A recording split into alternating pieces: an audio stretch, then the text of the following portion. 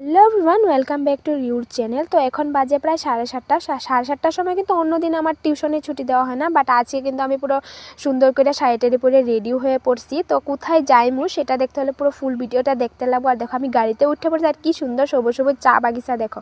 আর এদিকে গাড়িতে উঠে আমি অল্প দেখতেছিলাম চা বাগিচাগুলি দেখে দেখে যাইতেছি, সেই মজা লাগে দেখে দেখে যাইতে গাড়িতে উঠে। আর দেখো তোমার লগে কথা কইতে কইতে আমি কিন্তু পৌঁছেই গেছি সেই জায়গাটা। আর ওইখানে গিয়াই এত পরিমাণে ভিড় হয়েছে আর কি কমু।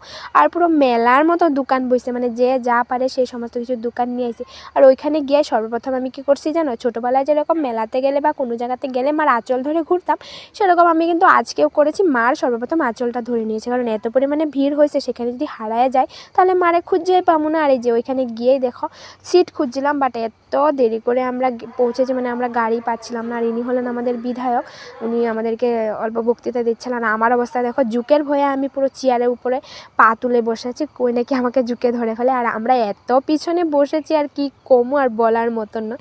তারপর যেহেতু আমরা অনেকটা ভোরবেলায় মানে প্রায় 7:30টার সময় চলে গেছিলাম, আর সকালবেলায় তো তেমন কিছু খাওয়া হয়নি, তাই ভীষণ পরিমাণে খিদে পাচ্ছিলো আর কি। দোকান থেকে যেটাই পারছিলাম সেটাই কিনে কিনে আনে খাচ্ছিলাম। আর এই দোকানগুলিতেও এত ভিড় আর কি কমু, দোকানে যাওয়া যায় না। এটা হলো মেডিকেল, যাদের মানে শরীর খারাপ লাগবে ওরা এখানে গিয়ে চেক আপ করতে পারবে। তারপর বসে থাকতে থাকতে চলে এলো আমাদের মামা। তো মামার জন্য কিন্তু আমরা ওয়েট করছিলাম প্রায় 2 ঘন্টা পর মামা এসেছে, কারণ আমাদেরকে বলেছিল 7টার সময় যেতে। আর এই যে মামাও এসে পড়েছে, প্রায় 12:30টার মতো বাজে মামা এসেছে। আর মামা এখন অল্প বক্তৃতা দিচ্ছে। মামার লেকচারগুলি শুনতে কিন্তু আমার সে ভালো লাগে। তো আমরা কেন এসেছি, কোথায় এসেছি সেটা দেখে তোমরা বুঝে গেছো, মানে আমরা আজ থেকে পুরো লাখপতি বাইরে হয়ে গেলাম। আমাদেরকেও রাঙাপাড়া সমষ্টিতে আছে কিন্তু 10,000 টাকা চেক দেওয়া হয়ে গেছে, মানে আমিও কিন্তু 10,000 টাকাটা পেয়ে গেছি, সেটা তো আনন্দ পাচ্ছি। তার সাথে সাথে আমার মুখটা দেখে বুঝে গেছে যে আমার কি পরিমাণে খেতে পাচ্ছে। যদিও দোকান থেকে কিছু কিছু কিনে খেয়েছি, বাট সেটাতে আর কমে না। আর এদিকে আমগরে ওখানে খেতে দিয়েছে পোলাও আর ঘুগনি, বাট আমার মুখটা ভগবানে কী দিয়ে বানাইছে আমি জানি না।